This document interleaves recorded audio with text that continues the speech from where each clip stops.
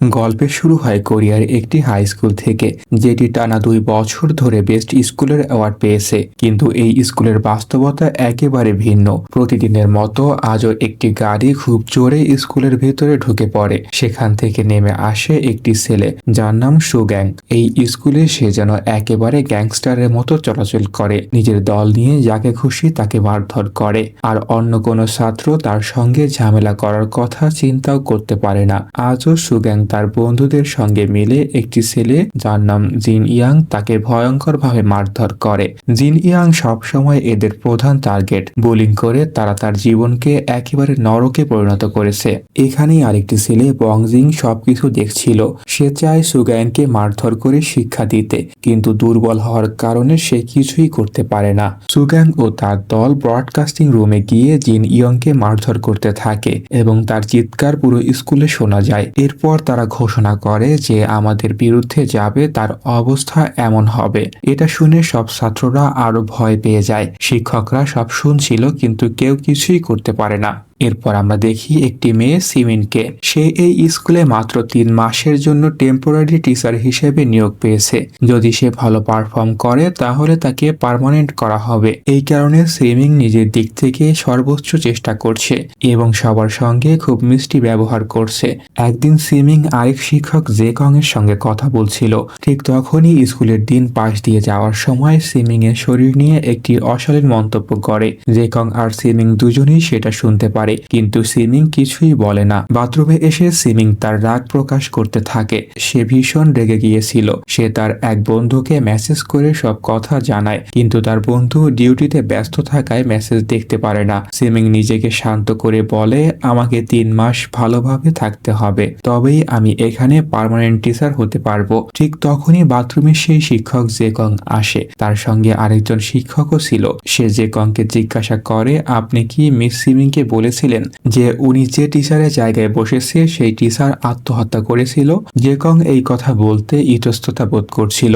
এই কথা শুনে সিমিং সঙ্গে সঙ্গে অনলাইনে সেই টিচারের ব্যাপারে সার্চ করে। নিউজ আর্টিকেল থেকে সে জানতে পারে আগের সেই টিচার কোনো এক সমস্যায় পড়ে আত্মহত্যা করেছিল। এটা জেনে সিমিং হতবাক হয়ে যায়। তখনই জেকং সিমিংকে কল করে। বাথরুমে ফোন বেজে ওঠে। সিমিং তৎক্ষণাৎ ইয়ারফোন লাগিয়ে বাইরে বের হয়ে আসে এবং এমন ভান করে যেন সে গান শুনছিল। সে কিছুই শুনতে পারেনি। এরপর জেকং সিমিংকে একটি রুমে নিয়ে যায় এবং তাকে একটি ভিডিও দেখায়। সেখানে দেখা যায় সুগ্যাং এবং তার দলবল এক বৃদ্ধা কিম্বাব বিক্রেতাকে অত্যাচার করছে। ভিডিও দেখে সিমিং অবাক হয়ে যায় এবং বলে, এটা কি সেই সুগ্যাং যার কথা সবাই বলে? জেকং মাথা নেড়ে বলে, হ্যাঁ এটাই। জেকং জানায় ভিডিওতে দেখা এই বৃদ্ধ মহিলা মামলা করেছিল, কিন্তু কোনো লাভ হয়নি। এমনকি সুগ্যাং তার আগের স্কুলে এক ছেলেকে এত ভয়ঙ্করভাবে মারধর করেছিল যে তাকে সেই স্কুল থেকে বের করে দিয়ে এখানে পাঠানো হয়, যদিও সে তখন আরো ছোট ছিল। জেকং সিমিংকে বলে, তুমি যেহেতু ওর ক্লাসে পড়াও না, তাই তোমাকে ওর মুখোমুখি হতে হবে না। ভালো হবে ওর সঙ্গে কোনো ঝামেলায় না জড়ালে। জেকং আরো বলে, যদি তুমি পার্মানেন্ট টিচার হতে চাও তাহলে স্কুলে যাই হোক না কেন সব উপেক্ষা করবে আর কখনই ছাত্রদের মারামারির মাঝে ঢুকবে না।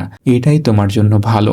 সিমিং রাজি হয়ে যায়, কিন্তু বক্সিং জিমে গিয়ে সে তার সব রাগ ঝেড়ে ফেলে। এই বিষয়গুলো তার একদমই পছন্দ হয়নি। ঠিক তখনই তার পুলিশ অফিসার বন্ধু জং সেখানে এসে যায়। প্র্যাকটিস করার সময় সিমিং তার উপর সব রাগ ছাড়ে। পরে দুইজনের কথা হয়। জং বলে, তোমার বক্সিংই করা উচিত। তুমি টাইকোয়ান্ডো জানো, আরো অনেক স্পোর্ট জানো। তোমার জন্য বক্সিং টুর্নামেন্টে গোল্ড মেডেল জেতা বাম হাতের খেলা। কিন্তু সিমিং না বলে দেয়। সে বলে, আমি অ্যাথলেটিক হতে চাই না, আমি শুধু আমার টিচার জবেই ফোকাস করতে চাই।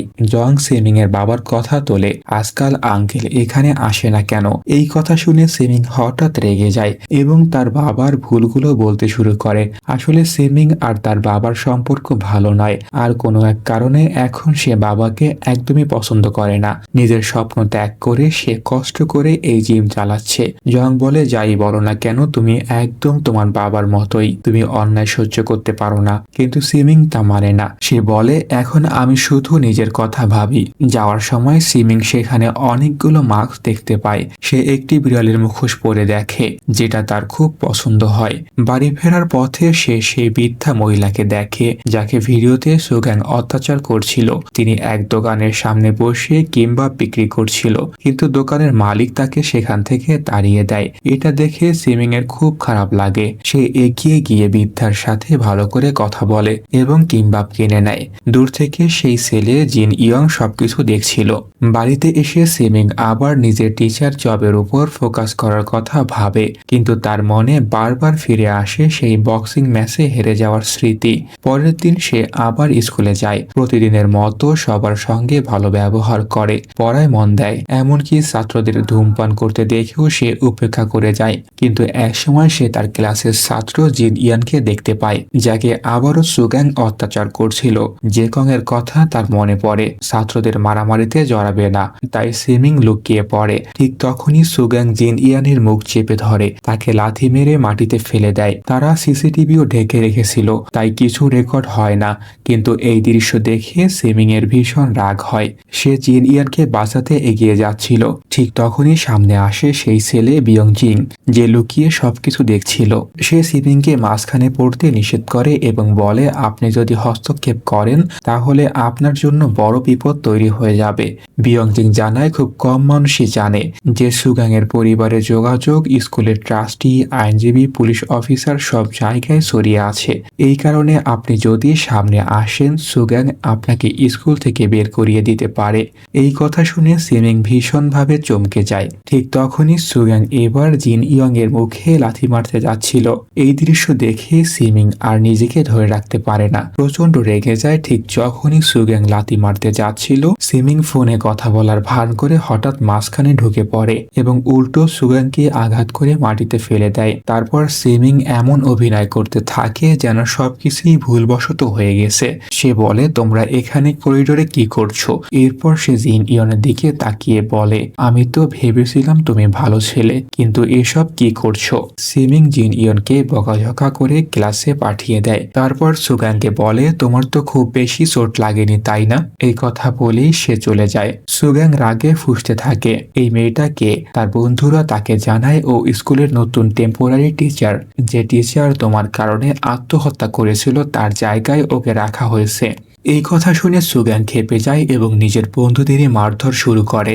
সে চিৎকার করে বলে, ওই টিচারটা আমার কারণে আত্মহত্যা করেনি। এরপর রাতে আমরা আবার বিয়ং জিনকে দেখি। সে একটি রেস্টুরেন্টে কাজ করে। সেখানে কাজ করা এক লোকের কাছ থেকে সে ফাইটিং শেখে, যাতে সে একদিন সুগ্যাংকে মারধর করে শিক্ষা দিতে পারে। আসলে এই লোকটি হলো সিমিং এর বাবা। তিনি একসময় মানুষকে বক্সিং শেখাতেন, কিন্তু এখন সব ছেড়ে দিয়ে একটি রেস্টুরেন্ট চালায়। বিয়ং জিং জানেই না যার কাছ থেকে সে ট্রেনিং নিচ্ছে তিনি আসলে সিমিং এর বাবা। পরের দিন স্কুলে সিমিং আবার জিন ইয়ানকে দেখে। জিন ইয়াং ভীষণ মন খারাপ করে বসেছিল। সিমিং তাকে একটি রুমে নিয়ে গিয়ে কথা বলে এবং জিজ্ঞাসা করে, আমি কি তোমার হয়ে স্টুডেন্ট ডিপার্টমেন্টে কথা বলবো? জিন ইয়ং বলে, আমি আগেই সব জানিয়েছি, কিন্তু তারা আমাকে বলেছে তুমি অন্য স্কুলে ট্রান্সফার হয়ে যাও। এই কথা শুনে সিমিং হতবাক হয়ে যায়। জিন ইয়ং বলে, সুগ্যাংকে শাস্তি দেওয়া কোনো টিচারের পক্ষে সম্ভব না। সিমিং মনে মনে ভাবতে থাকে, আমিও তো টেম্পোরারি টিচার, আমি যদি কিছু ভুল করি তাহলে পার্মানেন্ট জবটা আর পাবো না। ঠিক তখনই জিন ইয়ং কাঁদতে কাঁদতে বলে, প্লিজ আমাকে সাহায্য করুন, আমি বাঁচতে চাই। জিন ইয়ং জানায়, আমি এসব পুলিশের কাছেও রিপোর্ট করেছিলাম, কিন্তু তারাও কিছু করেনি। তারা বলেছে প্রমাণ না থাকলে পুলিশ কিছু করতে পারবে না। সে আরো বলে, পুলিশে অভিযোগ করার কারণে ওরা আমাকে আবার মারধর করেছিল, আর ওদের এক সঙ্গী মিও এই সব কিছু ভিডিও বানিয়েছিল। তখন সিমিং জিজ্ঞাসা করে, তুমি তাহলে অন্য স্কুলে ট্রান্সফার হচ্ছ না কেন? এই কথা শুনে জিন ইয়ং এর খুব কষ্ট লাগে। সঙ্গে সঙ্গে সিমিং বুঝে যায় সে ভুল কথা বলে ফেলেছে। সে ক্ষমা চায়। জিন ইয়ং বলে, আমি কোনো ভুল করিনি, কারো ক্ষতি করিনি, তাই আমি এই স্কুল ছাড়বো না। জিন কাঁদতে থাকে। ঠিক তখনই দুইজন ছেলে দূর থেকে ওদের দুজনের সঙ্গে একটি ছবি তুলে নেয়। এরপর সিমিং জিন ইয়ং এর সমস্যার কথা জেকং এর সঙ্গে আলোচনা করে, কিন্তু জেকং বলে এতে তোমার চাকরি বিপদে পড়বে। মন খারাপ করে সিমিং বাড়ি ফিরে যায়। বাড়িতে ফিরে সে দেখে সুগাং এর মা স্কুলের সব টিচারের জন্য কেক পাঠিয়েছে। সবাই মজা করে সেই কেক খাচ্ছিল। সিমিংও কেক খেতে থাকে এবং ভাবে আমি জিন ইয়ংকে সাহায্য করতে পারবো না, আমার নিজের চাকরি তো ঝুঁকির মধ্যে। ঠিক তখনই তার মনে পড়ে যায় সেই মুহূর্ত যখন সে এক বক্সিং টুর্নামেন্টে কোনো কারণে হেরে গিয়েছিল, আর তখন তার বাবা তাকে ভীষণভাবে বকাবকি করেছিল এবং বলেছিল আজ থেকে তুমি আর আমার মেয়ে নও। এই স্মৃতি মনে করার পরের দিন সিমিং সরাসরি সুগাং আর তার বন্ধুদের কাছে যায়। সিমিং সুগাংকে বলে আমার তোমার সঙ্গে একটু কথা আছে। সে বলে তোমার উচিত অন্য বাচ্চাদের আর বিরক্ত না করা। এই কথা শুনে সুগাং রাগে সিমিংকে ঘুষি মারতে যাচ্ছিল, কিন্তু শেষ মুহূর্তে থেমে যায়। সে সিমিং এর কানে এসে ফিসফিস করে বলে ধ্বংস হয়ে যাও। হতাশ হয়ে সিমিং ফিরে আসে। ঠিক তখনই তার ফোনে একটি মেসেজ আসে। সে দৌড়ে স্টাফ রুমে যায়। সেখানে সব টিচাররা একই মেসেজ পেয়েছিল। আসলে কোনো এক টিচার এডুকেশন ডিপার্টমেন্টে ভায়োলেন্স কমিটিতে রিপোর্ট করেছিল, যেখানে স্কুলে চলা বুলিং আর সুগ্যাং এর খারাপ আচরণের কথা উল্লেখ করা হয়েছে।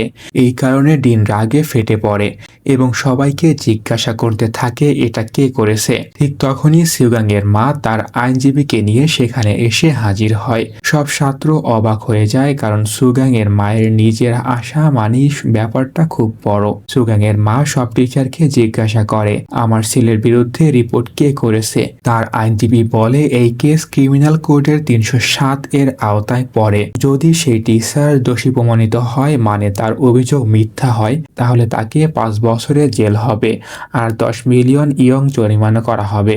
এই কথা শুনে সিমিং এর মাথা ঘুরে যায়, কারণ রিপোর্টটা আসলে সেই করেছিল। ঠিক তখনই জেকং আইনজীবীকে বলে কিন্তু যদি সেই টিচার সঠিক হয় তাহলে এমন কিছু হবে না, এটাও তো ক্রিমিনাল কোর্টের বিষয়। আইনজীবী বলে হ্যাঁ আপনি ঠিক বলেছেন, তাই আমরা আলোচনার মাধ্যমে এই বিষয়টা মিটিয়ে নিতে পারি। সে সুগাং এর মাকে বলে এই মুহূর্তে আমরা কোনো অ্যাকশন নিতে পারছি না। এই কথা শুনে সুগাং এর মা খেপে গিয়ে নিজের আইনজীবীকে মারতে শুরু করে। তারপর জেকং এর দিকে তাকিয়ে বলে এবারও তুই রিপোর্ট করেছিস তাই না? তুই যখন আগের বার রিপোর্ট করেছিলি তখন আমরা কথা বলে বিষয়টা মিটিয়ে নিয়েছিলাম, আর তখন তুই প্রতিশ্রুতি দিয়েছিলি যে আর কখনো রিপোর্ট করবি না, তাহলে এমনটা কিভাবে হলো? সুগ্যাং এর মা জেকংকে তীব্র গলায় বলে তোর কি নিজের চাকরির প্রতি মায়া নেই? জেকং শান্তভাবে জবাব দেয় আপনি যেমনটা ভাবছেন ব্যাপারটা তেমন নয়। দিন পরিস্থিতি শান্ত করার চেষ্টা করে, কিন্তু সুগ্যাং এর মা এবার দিনের উপরই চেঁচিয়ে ওঠে আগামী বছর তোকে প্রিন্সিপাল হতে হবে তাই না? তাহলে এখনই সেই টিচারকে খুঁজে আমার সামনে নিয়ে আয় যে আমার ছেলের বিরুদ্ধে অভিযোগ করেছে। এই কথা শুনে সিমিং ভয়ে কাঁপতে কাঁপতে হাঁটু গেড়ে বসে পড়ে। সে কাঁদতে কাঁদতে সুগ্যাং এর মায়ের কাছে ক্ষমা চাইতে থাকে আমার ভুল হয়ে গিয়েছে। কিন্তু সুগ্যাং এর মা তাকে মারধর করে এবং ডিনকে বলে একে এই মুহূর্তে স্কুল থেকে বের করে দাও। এই পুরো দৃশ্য সুগ্যাং জিন ইয়নকে ধরে দাঁড় করিয়ে দেখাচ্ছিল। এরপর সুগ্যাং একা ডিন আর তার মায়ের সঙ্গে কথা বলে। সে ডিনকে বলে এই টিচার সিমিংকে স্কুল থেকে বের করবে না, ও চলে গেলে আমি আর ওর সঙ্গে খেলতে পারবো না। ডিন এতে রাজি হয়ে যায়। সেই রাতে সিমিং খুব মন খারাপ করে একা বসেছিল। তখন জং এসে তার পাশে বসে। সিমিং তাকে সুগ্যাং এর কথা জানায়, কিন্তু জং বলে আমরা কিছুই করতে পারবো না, আমাদের কাছে ওর বিরুদ্ধে কোনো প্রমাণ নেই, আর প্রমাণ ছাড়া যদি জিন ইয়ং মামলা করে তাহলে উল্টো ওর বিরুদ্ধে মানহানির মামলা হয়ে যাবে। এই কথা শুনে সিমিং আবার ভেঙে পড়ে। ঠিক তখনই তার বাবা এসে তার সঙ্গে কথা বলতে চায়, কিন্তু সিমিং বাবার উপর চেঁচিয়ে ওঠে সেখান থেকে চলে যায়। এরপর সে একটি রেস্টুরেন্টে খাবার খাচ্ছিল। ঠিক তখনই সুগ্যাং তার পুরো দলের সঙ্গে সেখানে এসে হাজির হয়। সিমিংকে তারা উত্ত্যক্ত করতে শুরু করে। সুগ্যাং হেসে বলে আমার জন্যই তোমাকে চাকরি থেকে বের করা হয়নি, তাই এখন থেকে তুমি আমার সব কথা শুনবে। সে জোর করে সিমিংকে ধরে ফেলে আর মিনকেও এই সব কিছু ভিডিও বানাতে থাকে। এরপর সুগ্যাং তাকে হুমকি দিয়ে চলে যায়। সিমিং এর ভীষণভাবে রাগ হচ্ছিল, কিন্তু জেকং তাকে আগেই বলেছিল আমরা যদি কিছু করি তাহলে উল্টো আমরাই ফেঁসে যাব, আমরা কিছু করতে পারবো না। মন ভেঙে সিমিং চলে যেতে থাকে। ঠিক তখনই এক লোক তার সঙ্গে ধাক্কা খায়। সিমিং সঙ্গে সঙ্গে ক্ষমা চায়, কিন্তু লোকটা অস্বাভাবিকভাবে রেগে যায়। সিমিংকে মারতে মারতে বলে, তোর সাহস কি করে হলো আমাকে ধাক্কা দেওয়ার? চোখে দেখে হাঁটতে পারিস না? সিমিং মনে মনে ভাবতে থাকে, আমি এমন কি বড় অপরাধ করে ফেলেছি?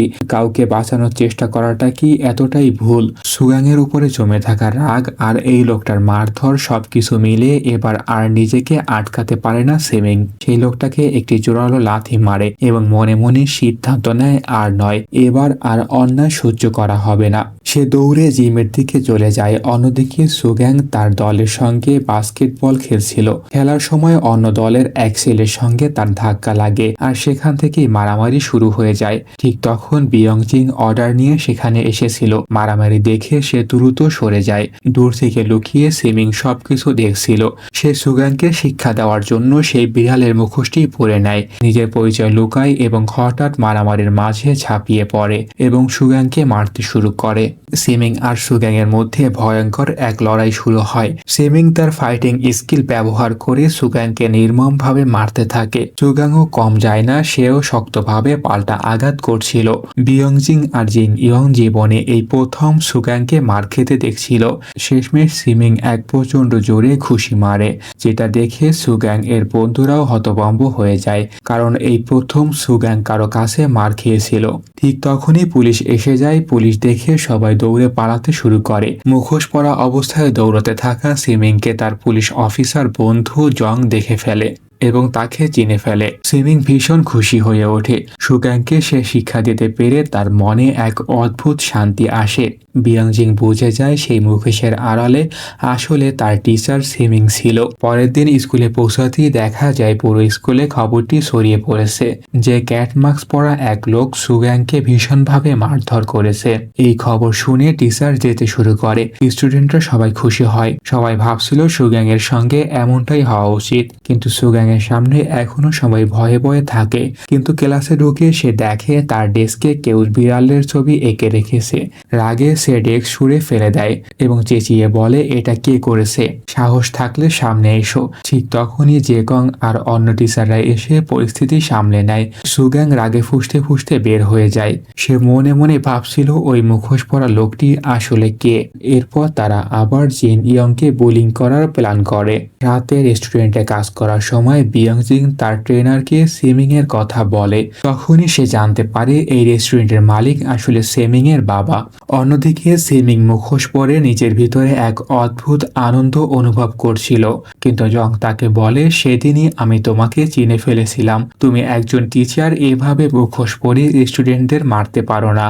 সে সিমিংকে এসব করতে নিষেধ করে এবং মুখোশটা কেড়ে নিতে যায়। টানাটানি করতে গিয়ে মুখোশটা ছিঁড়ে যায়। রাগে সিমিং জংকে ফেলে দেয় এবং সঙ্গে সঙ্গে এক দর্জির দোকানে যায় এবং মুখোশটা সেলাই করিয়ে আনে। অন্যদিকে সুগ্যাং আর তার দল আবার জিন ইয়ংকে ধরে ফেলে। তারা তার জামা কাপড় খুলে মুখ ঢেকে দেয় এবং এভাবেই তাকে সিঁড়ি দিয়ে নিচে নামিয়ে চিকেন আনতে পাঠায়। কোনোভাবে নিচে নেমে জিন ইয়ং দৌড়ে বিয়ংজিং এর দোকানে চিকেন আনতে যায়। এই অবস্থা দেখে বিয়ংজিং হতবাক হয়ে যায়। তার ভীষণ খারাপ লাগছিল।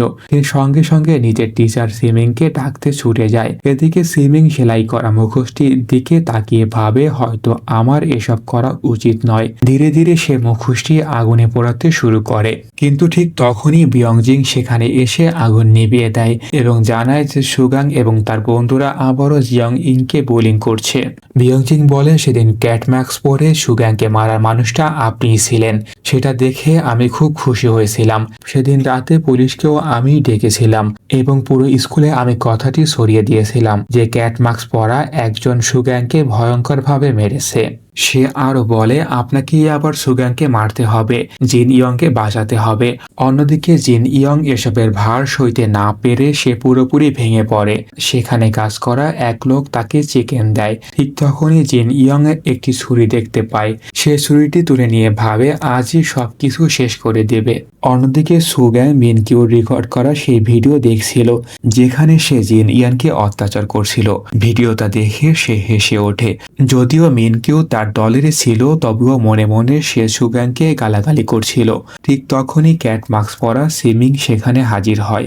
ঠিক তখনই সুগ্যাং আর তার দলবল দেখে ফেলে। সুগ্যাং বল ছুড়ে সিমিংকে মারতে চায়, কিন্তু সিমিং অনায়াসেই বেঁচে যায়। আর সেখান থেকেই আবার শুরু হয় সুগ্যাং আর সিমিং এর ভয়ঙ্কর লড়াই। এইবার লড়াইয়ে সুগ্যাং ভারী হয়ে যাচ্ছিল। সে নির্মমভাবে সিমিংকে মারতে থাকে। ঠিক তখনই জিন ইয়াং ছুরি হাতে দৌড়ে আসে সুগ্যাংকে মারতে। এদিকে সিমিং আর সুগ্যাং এর লড়াই আরো ভয়াবহ হয়ে ওঠে। সুইমিং এবার সুগ্যাংকে পাল্টা মারতে শুরু করে। ঠিক তখনই পিছন থেকে জিন ইয়াং ছুরি হাতে এগিয়ে আসে। সিমিং বুঝে যায় জিন ইয়াং সুগ্যাংকে আঘাত করতে যাচ্ছে। সে সঙ্গে সঙ্গে জিন ইয়াংকে আটকাতে মাঝখানে ঝাঁপিয়ে পড়ে। ফলে ছুরিটা সিমিং এর হাতে গিয়ে লাগে আর সুগ্যাং বেঁচে যায়। সুগ্যাং হতভম্ব হয়ে যায়, এই মুখোশধারী মানুষটা আমার প্রাণ বাঁচালো কেন? আর ঠিক সেই মুহূর্তে জিন ইয়াং নিজের নিয়ন্ত্রণ হারিয়ে ফেলে। মিনকিও সবকিছু ভিডিও করছিল। ঠিক তখনই সেই রেস্টুরেন্টে কাজ করা লোকটি সেখানে এসে পড়ে। সিমিং তখন রক্তাক্ত অবস্থায় ছিল। সে দ্রুত সেখান থেকে সরে যায় আর সেই লোকটিও জিন ইয়াংকে নিয়ে চলে যায়। কিছুক্ষণ পর সিমিং হাসপাতালে ভর্তি হয়। তার শরীর থেকে প্রচুর রক্ত ঝরেছিল। সেই সময় কিমবাব বিক্রি করা সেই বৃদ্ধ মহিলা রেস্টুরেন্টে এসে পৌঁছায়। তখন জানা যায় তিনি আসলে জিন ইয়াং এর দাদি, যার সঙ্গে সে থাকে। দাদিকে দেখে জিন ইয়াং ফুপিয়ে কেঁদে ওঠে। অন্যদিকে সিমিং এর জ্ঞান ফিরে আসে। সে দেখে তার বাবা আর পুলিশ অফিসার বন্ধু জং তার পাশে দাঁড়িয়ে আছে। সিমিং কোনো মামলা করতে রাজি হয় না। সে বলে এতে উল্টো জিন ইয়াং ফেসে যাবে। সিমিং এর বাবা সুগাং এর উপর প্রচন্ড রাগ হচ্ছিল। ঠিক তখনই তার চোখে পড়ে সেই ক্যাট মাস্ক। অন্যদিকে সুগাং ভাবছিল ওই মুখোশধারী লোকটি আমার প্রাণ কেন বাঁচালো। হঠাৎ করে সিমিং এর বাবা সেই ক্যাট মাস্ক পরে সিমিং এর বদলা নিতে বেরিয়ে পড়ে, কিন্তু উল্টো সে মার খেয়ে ফিরে আসে। এই খবর পেয়ে সিমিং তৎক্ষণাৎ সেখানে যায়। সে দেখে তার বাবার অবস্থা খুব খারাপ। সুগাং এর মার খেয়ে সে বিধ্বস্ত। এরপর সিমিং এর বাবা তাকে পাড়ে নিয়ে যেতে যেতে বলে, তোমার কি মনে আছে সেদিন ন্যাশনাল অলিম্পিক্স এর ফাইনাল সিলেকশন চলছিল? আমরা দেখতে পাই সেদিন সিমিং ইচ্ছা করেই ম্যাচ হেরে গিয়েছিল, কারণ তার বাবার জিম বন্ধ হয়ে যাওয়ার উপক্রম হয়েছিল। আর তারপর সেটা নিলামে উঠত। হারার বদলে তার পরিবার আর বাবার জিম দুটোই বেঁচে গিয়েছিল। এই কারণে সিমিং নিজের স্বপ্নের সঙ্গে আপোষ করেছিল। এই জন্যই তার বাবা ভীষণ রেগে গিয়েছিল এবং বলেছিল, আজ থেকে তুমি আমার জন্য মরে গিয়েছো। কিন্তু এখন গাড়ি চালাতে চালাতে তিনি কাঁদতে কাঁদতে বলে, আমাকে ক্ষমা করে দিস, আমি ভুল করেছিলাম, আমার জন্যই তোকে নিজের স্বপ্ন ছাড়তে হয়েছে, আপোষ করতে হয়েছে। এই কথা বলেই তিনি কান্নায় ভেঙে পড়ে। সিমিংও কাঁদতে থাকে এবং বাবাকে এসব কথা বলতে নিষেধ করে। এর পরের দিন স্কুলে সুগাং আর তার দল সব ছাত্রদের হাত পরীক্ষা করতে থাকে। তারা খুঁজছিল সেই ক্যাট মাস্ক পরা হিরোকে। তার হাতে ছুরির দাগ থাকার কথা। তারা আবার সবাইকে হুমকি দিয়ে হাত দেখাতে বাধ্য করে। সুগাং চেঁচিয়ে বলে, যদি ওই মুখোশওয়ালা নিজে থেকে সামনে না আসে তাহলে একে একে সবাইকে মেরে ফেলবো। অন্যদিকে জেগং সিমিংকে ডেকে জানায়, তুমি খুব শীঘ্রই পার্মানেন্ট টিচার হতে চলেছো। এই খবর শুনে সিমিং খুব খুশি হয়ে যায়। একই সময় সুগ্যাং এর বন্ধুরা তাকে জানায়, আমরা সব স্টুডেন্টের হাত দেখেছি কিন্তু কারো হাতেই সেই দাগ নেই। এই কথা শুনে সুগ্যাং আরো রেগে যায়। ঠিক তখনই তার চোখ পড়ে সিমিং এর দিকে, যে কোথাও যাচ্ছিল। কয়েকজন ছাত্র তার সঙ্গে ধাক্কা খেতে যাচ্ছিল, কিন্তু সিমিং অনায়াসে নিজেকে সরিয়ে নেয়, ঠিক যেমন সে সেদিন সুগ্যাং এর ঘুষিগুলো এড়িয়ে গিয়েছিল। এই দৃশ্য দেখেই সুগ্যাং সব বুঝে যায়, ক্যাট মাস্ক পরা সেই হিরো আসলে সিমিং। এরপর একদিন সিমিং যখন একটি ঘরে একা ছিল তখন সুগ্যাং সেখানে আসে। সে বলে, তুমি সেই ক্যাট হিরো তাই না? আমি সব জানি। সে সিমিং এর হাতে থাকা ক্ষতর দাগ দেখিয়ে বলে, এখন সব পরিষ্কার। আমি ভেবেছিলাম তুমি আমাকে ছুরির আঘাত থেকে বাঁচিয়েছো, কিন্তু আসলে তুমি জিন ইয়াংকে বাঁচিয়েছিলে, কারণ ও যদি আমাকে ছুরি দিয়ে মারতো তাহলে ওকে গ্রেপ্তার করা হতো। সিমিং পালানোর চেষ্টা করে কিন্তু সুগ্যাং তাকে ধরে ফেলে। সে তার মুখ চেপে ধরে মারতে যাচ্ছিল। ঠিক তখনই তার চোখ পড়ে স্কুলের অ্যানুয়াল ফেস্টিভ্যালের পোস্টারে। পোস্টার দেখে সুগ্যাং ঠান্ডা গলায় বলে, চলো একবার শেষ ম্যাচ খেলি। স্কুল ফেস্টিভ্যালের দিনে স্কুলের জিমে এই ম্যাচ আমাদের দুজনের মধ্যে হবে, শুধু একজনই বাঁচবে। সে হুমকি দিয়ে বলে, তুই যদি ম্যাচ না খেলিস তাহলে সেই ভিডিও পুরো স্কুলে দেখাবো যেখানে জিন ইয়াং ছুরি নিয়ে আমার উপর হামলা করতে যাচ্ছিল। সিমিং অসহায় কণ্ঠে বলে, তুমি আসলে কি ধরনের মানুষ? তোমার কি একটুও অনুতাপ নেই? এর উত্তরে সুগ্যাং ঠান্ডা গলায় হেসে বলে, তুই, জিং ইয়াং আর তোদের মতো লোকেরা আমার কাছে নোংরা নর্দমা ছাড়া আর কিছুই না। বাইরে দাঁড়িয়ে জে ক্যাং সবকিছু দেখছিল। কিছুক্ষণ পর সিমিং বাইরে বেরিয়ে আসে। ক্লাসে গিয়ে দেখে জিন ইয়াং সেখানে নেই। পরে জানতে পারে জিন ইয়াং অন্য স্কুলে ট্রান্সফার নিচ্ছে। এটা জানার পর সিমিং জিন ইয়াং এর ঠিকানা বের করে তার বাড়িতে যায়। সেখানে গিয়ে সেই কিমবাব বিক্রি করা বৃদ্ধা মহিলার সঙ্গে দেখা হয়। তখনই সিমিং জানতে পারে এই বৃদ্ধা জিন ইয়াং এর দাদি। জিন ইয়াং এর দাদি কাঁদতে কাঁদতে সিমিং এর কাছে সাহায্য চায়। তিনি বলে, আমাকে বাঁচানোর জন্যই আমার নাতি প্রতিদিন বুলিংদের হাতে মার খায়। সেদিন সুগ্যাং আর তার বন্ধুরা আমাকে বিরক্ত করছিল। তখনই জিন ইয়ং সামনে এসে দাঁড়িয়েছিল। সে খুব শক্তিশালী নয়, তাই কিছুই করতে পারেনি। তখন সুগ্যাং বলেছিল, যদি তুই রোজ আমাদের কাছে মার খাস তবেই আমরা তোর দাদিকে ছেড়ে দেব। দাদির জন্য জিন ইয়ং নিজেকে সুগ্যাং এর টার্গেট বানাতে রাজি হয়। সেই দিন থেকেই সে প্রতিদিন বুলিং এর শিকার হয়। দাদি সিমিংকে কিছু কিমবাব দেয় আর অনুরোধ করে বলে, প্লিজ আমার জিন ইয়ংকে বাঁচাও। এরপর সিমিং দেখে জিন ইয়ং বিল্ডিং এর ধারে দাঁড়িয়ে আছে। সিমিং তার কাছে গিয়ে ক্ষমা চায় এবং বলে, তুমি তো আমার কাছে সাহায্য চাইতে এসেছিলে। আজ আমি পুরোপুরি প্রস্তুত তোমাকে সাহায্য করার জন্য। সে জিন ইয়ংকে শক্ত করে ধরে যেন সে নিচে লাফ দিতে না পারে। তারপর বলে, এবার আমরা দুজনে মিলে এই বুলিদের হারাবো। শুধু কাল ফেস্টিভ্যালে অবশ্যই আসবে। এরপর ফেস্টিভ্যালের দিন আসে। চারদিকে বড় বড় পোস্টার, ক্যাটমার্কস পরা হিরো বনাম সুগ্যাং। বিয়ংজিং সবাইকে বলতে থাকে, এই ক্যাটমার্কস পরা হিরোই আমাদের এই অন্ধকার থেকে বের করে আনবে। সে সবার হাতে ক্যাটমার্কস বিলিয়ে দেয়। ধীরে ধীরে সবাই ক্যাটমার্কস হিরোর সাপোর্টার হয়ে যায়। সিমিংকে সাপোর্ট করতে তার বাবা আর তার বাবার বন্ধু জং ও সেখানে আসে। বিয়ংজিং সিমিংকে বলে, এই মাস্কগুলো আমি বানিয়েছি আপনাকে সাপোর্ট করার জন্য।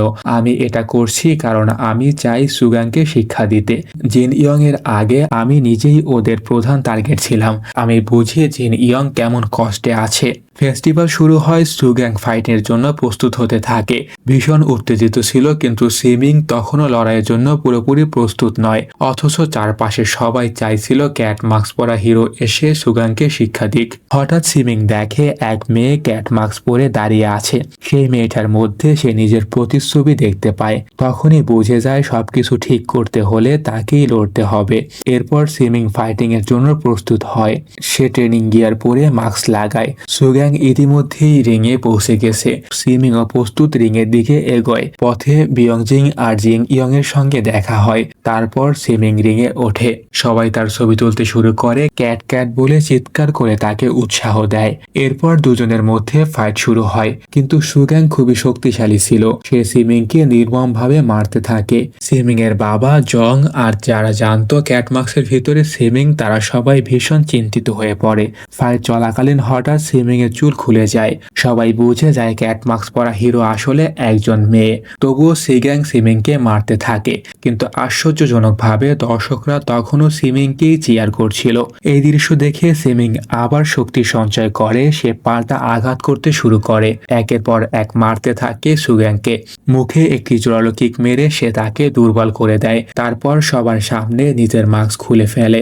সবাই হতবাক, এ তো আমাদের টিচার সিমিং। তবুও কারো সাহস ভাঙে না। সবাই সিমিং সিমিং বলে চিৎকার করতে থাকে। সুগ্যাংকে মারতে বলে। সুমিং পুরো বক্সিং মুডে চলে গিয়ে সুগ্যাংকে মারতে থাকে।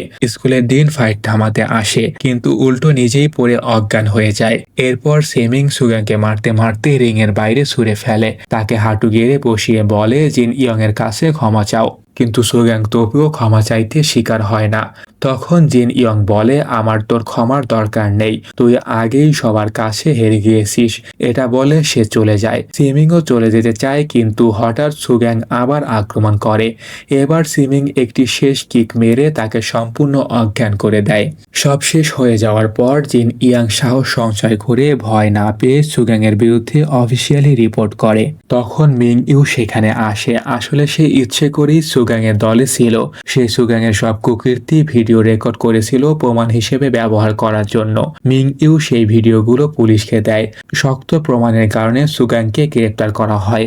সে নিজের অপরাধ স্বীকার করলেও ক্ষমা চাইতে রাজি হয় না। অন্যদিকে সিমিং তার বাবার জিমে অনেককে ট্রেনিং দিতে শুরু করে ডান্সিং এর। পরে সে নতুন এক স্কুলে টিচারের চাকরির জন্য আবেদন করতে যায়। সেখানে এক স্টুডেন্ট কোনো কারণবশত আত্মহত্যা করেছিল।